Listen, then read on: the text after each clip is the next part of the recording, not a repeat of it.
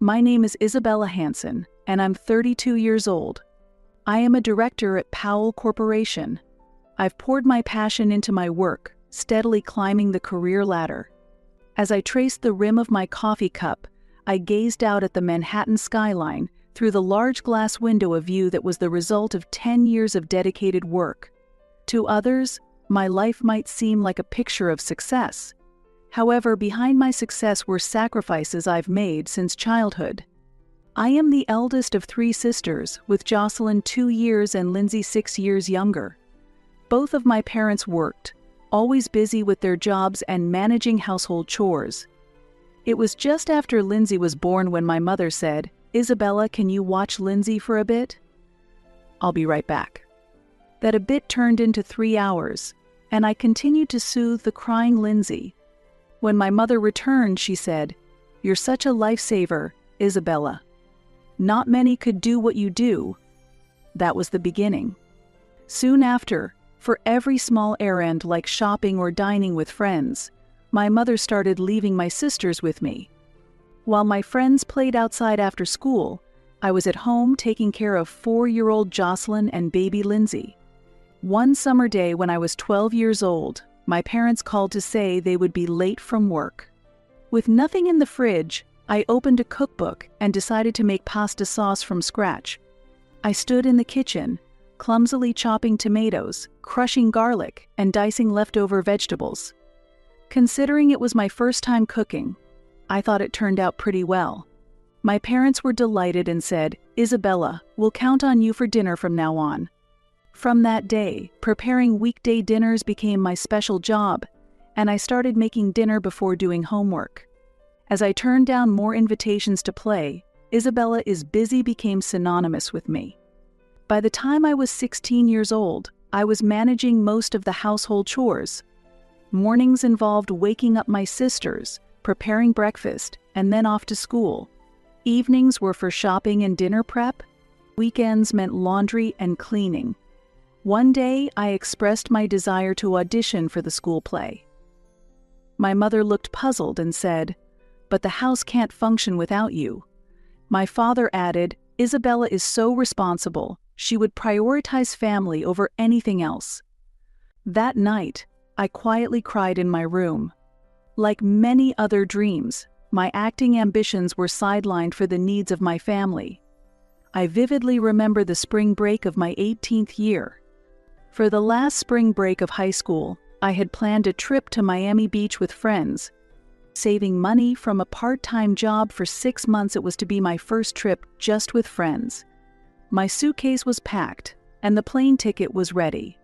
On the eve of departure, my parents suddenly appeared in the living room.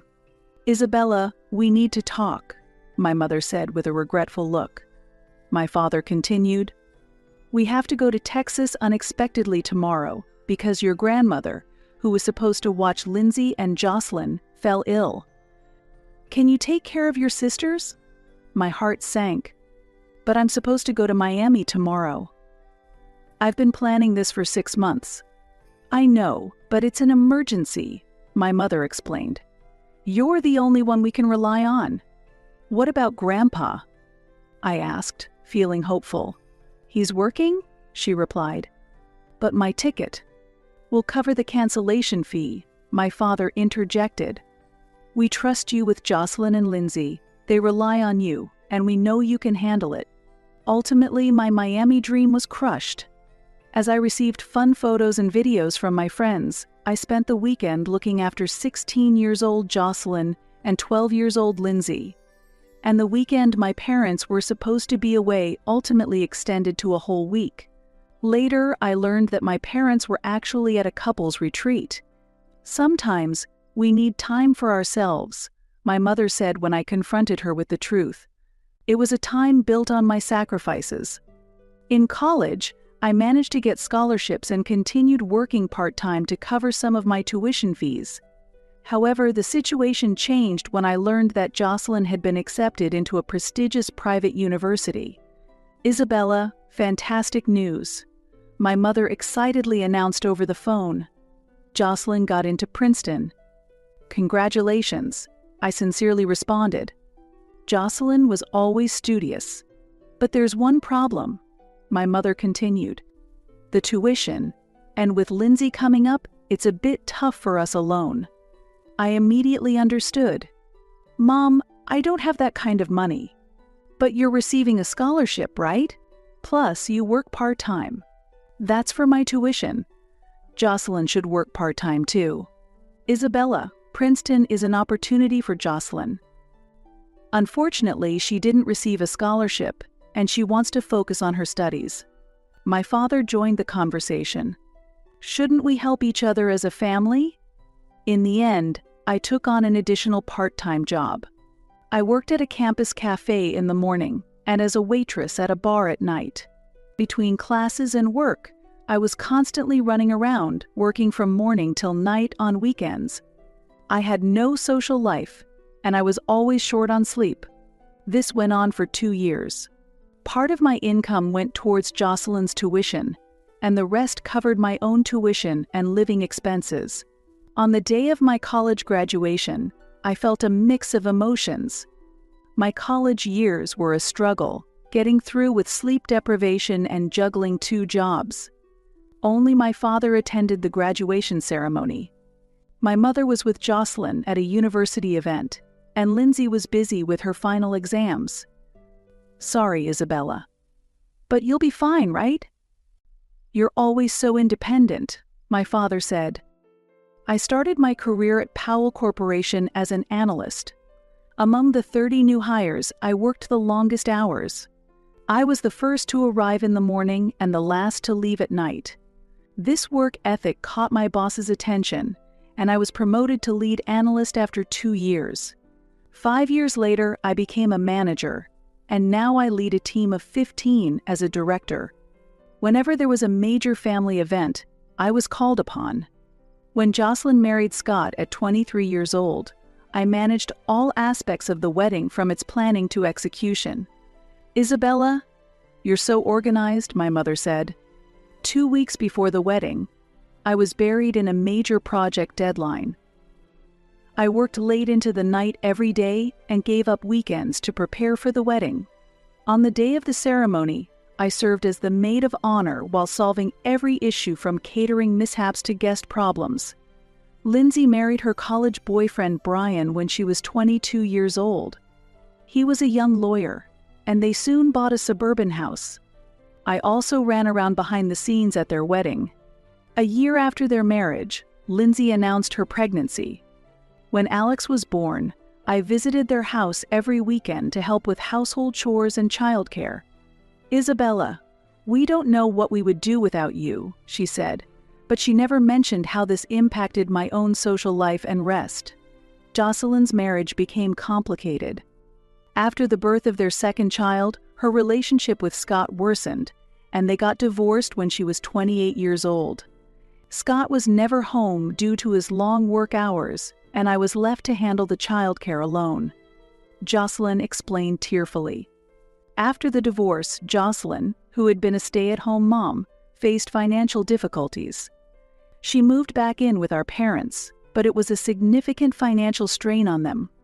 I helped with the household expenses every month. It's only temporary. I'll get back on my feet soon, Jocelyn assured me, but that temporary situation has lasted over 2 years now. Lindsay's family life seemed successful on the surface. However, she and Brian, both working full-time, often relied on me to care for their 2 children on weekends. The kids called me Auntie Isabella and were fond of me. "You're so good with kids," was the excuse that took away my free weekends. Yet my family never seemed to sacrifice anything for me. Last year on my birthday, I sat alone in my apartment. My phone didn't ring once. My mother was at a party with friends, Jocelyn was on a date with her new boyfriend, and Lindsay was on a weekend trip with her husband. Happy birthday, Isabella. I toasted to myself and poured a glass of wine. The next day, I received a belated text from my mother. Happy birthday, Isabella. Sorry I couldn't get in touch, we were busy. By the way, can you look after Alex and Christina next week? Lindsay and Brian need a little break. This is how I never had the time or energy to develop a romantic relationship. I did date a few men, but many relationships ended with, "I have to take care of my sister's kids this weekend. It's my niece's birthday party." Or, "There's a family emergency." Isabella? My train of thought was interrupted, and I turned to see my assistant Tiffany standing at the door. "It's a call from Lindsay. Will you take it?" I nodded while organizing a pile of documents. "Thanks, I'll take it." "Isabella, how are you?" Lindsay's voice came through the speaker. "Do you have a moment?" "Of course," I replied, pushing aside a report. "What's up?" I was only half listening, still reviewing the quarterly figures. "Mom's turning 60 years old in 2 months. It's her birthday. Remember?" Lindsay said excitedly. "And Mom is retiring from her job, right? I want to plan a special trip to commemorate it." We all want to chip in for it, but Jocelyn doesn't have the means. I also have educational expenses and a home mortgage, so I can only contribute a little. That caught my attention. "How much are we talking about?" I almost spit out my coffee when Lindsay replied. The amount was equivalent to 3 months of my salary. "I know it's a lot." Lindsay quickly added, "But it's for Mom." "That's fine." I hesitated for a moment, but then stopped myself from thinking too much, as usual. "I'll send the money right now?" I said this as I opened my bank app. "Thank you." Lindsay's voice was filled with relief.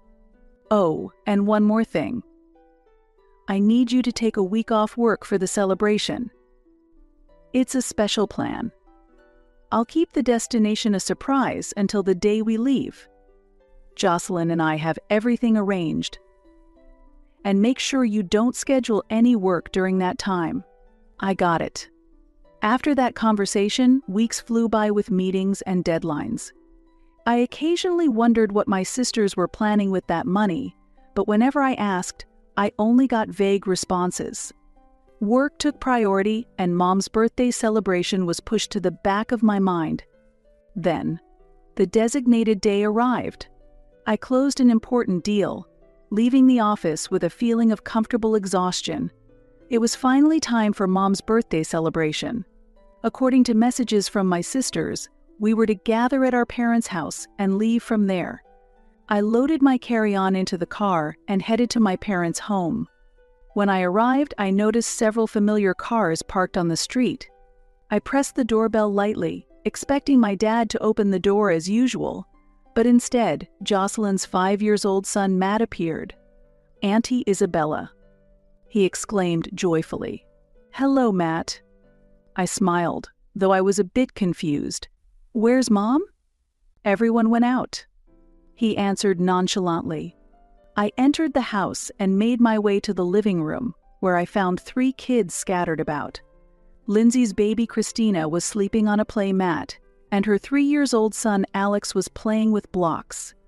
Jocelyn's daughter Hannah was drawing. However, no adults were in sight. "Where did everyone go?" I asked Matt. He shrugged. "I don't know. Grandpa said that Auntie Isabella would be here soon and to stay quiet until then." I hurried to the dining table. There was an envelope there with my name on it. With trembling hands, I opened it and found the following note. "Isabella, we've already left for a week at Sunnyside Resort. This is our adults' only trip. After years tied down by childcare, we finally get to enjoy some freedom without the kids. We've stocked the fridge with food for the kids. The emergency contact list is on the kitchen counter. Make sure Alex gets his medicine at 4 p.m. Don't worry, we'll take lots of pictures to show you when we get back. Enjoying adult conversations and cocktails. Love, Mom. P.S. Jocelyn checked the resort's babysitting service, but it was fully booked. The kids are comfortable with you, and this was the best way. Don't take it the wrong way. Just do your best for us as usual." There was no other way. I read the note again, in disbelief. They had really left me behind. Without consulting me, without my consent. and with my own money. I took out my phone and called Mom immediately. It went to voicemail. I tried Lindsay, then Jocelyn, with the same result. Finally, after several attempts, Lindsay answered. "Hey, Isabella." She sounded hesitant. "Have you arrived at the house?" "Lindsay, what is this?" I asked, struggling to keep my anger in check. "You left me behind?" "Listen, Isabella." She became defensive.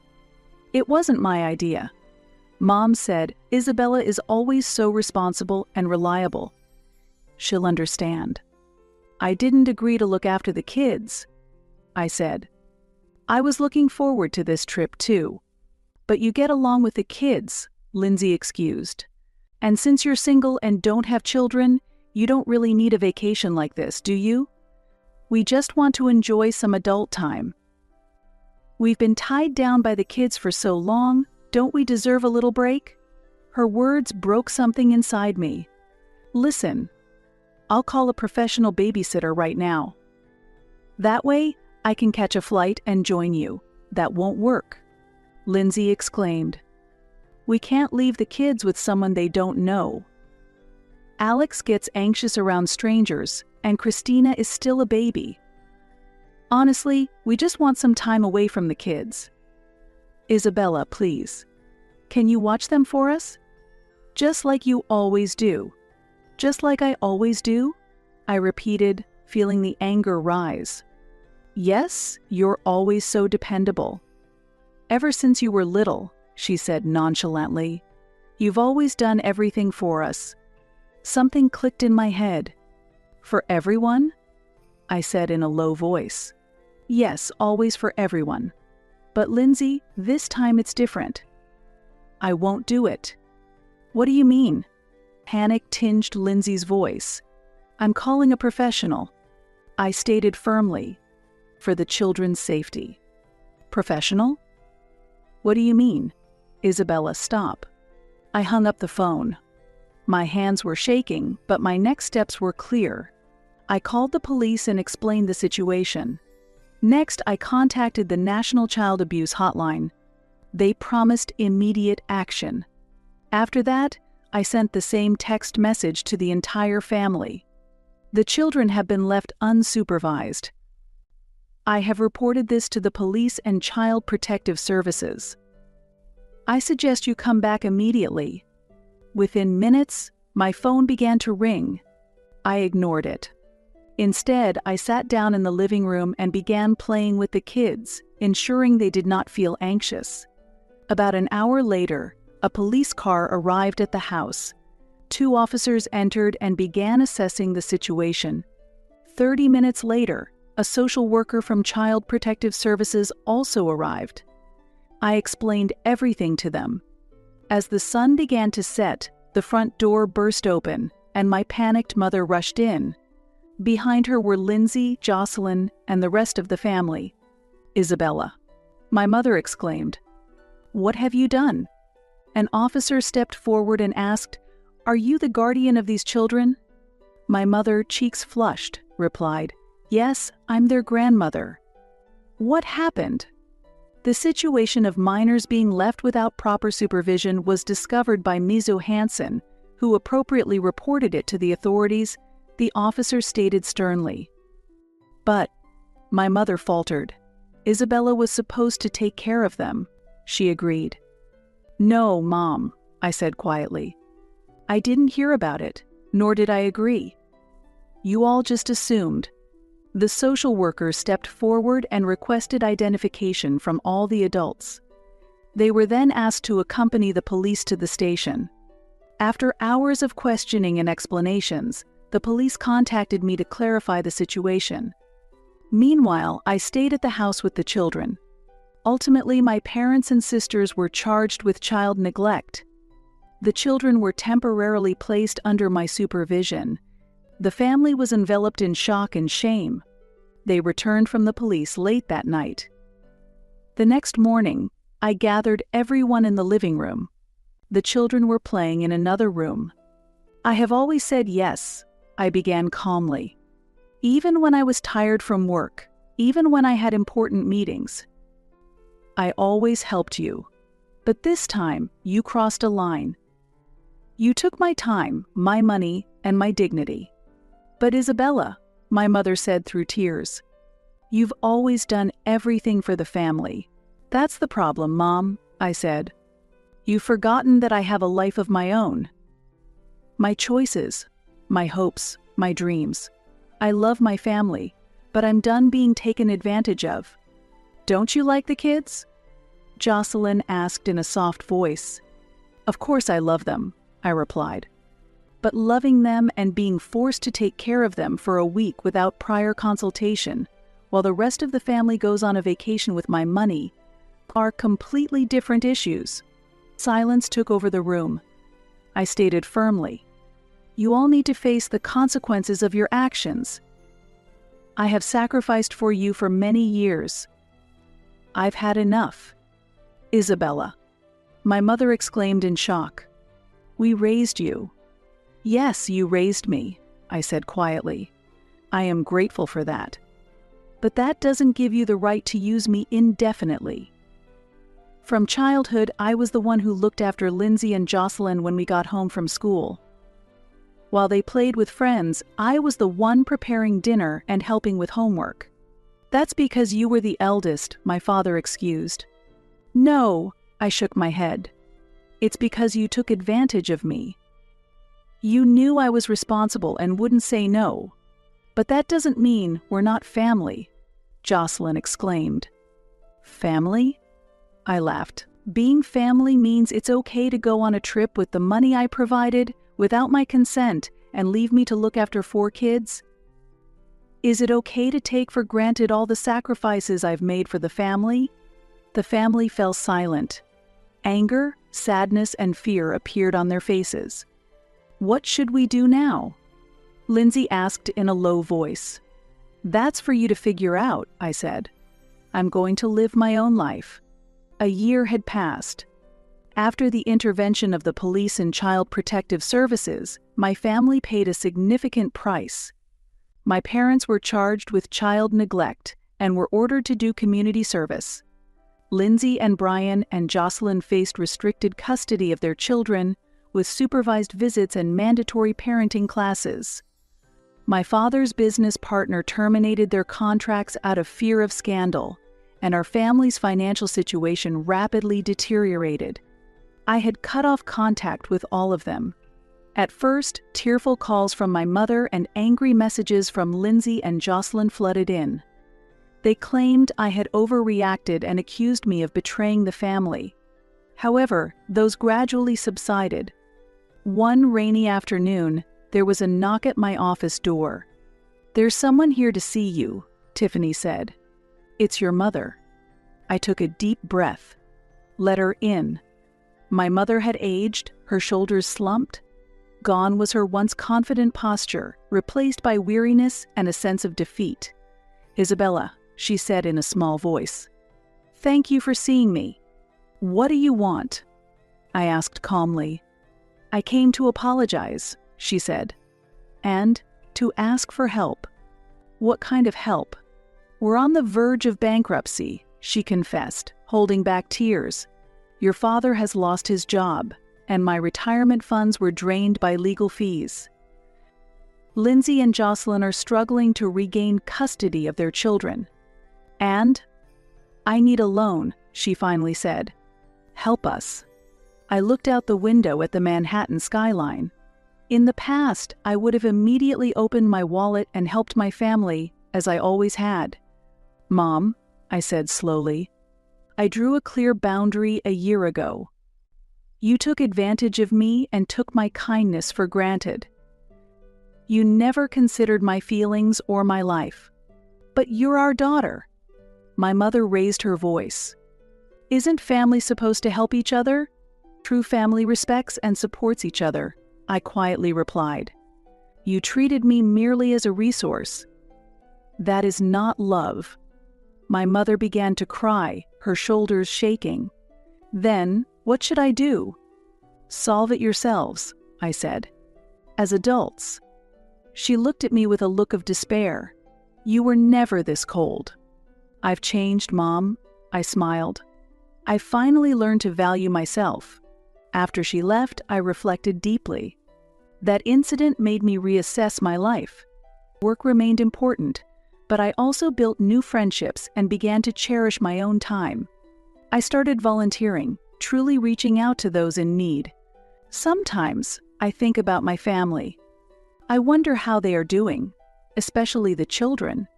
But the realization from that night remains unchanged. Saying no can be the most powerful form of self-affirmation. Protecting my boundaries is the deepest form of self-love. My desk is piled with documents for a new project. This weekend, I have a trip to Europe planned with friends. I no longer need to adjust my life to someone else's schedule. I am living at my own pace. And now, this freedom is what I value most.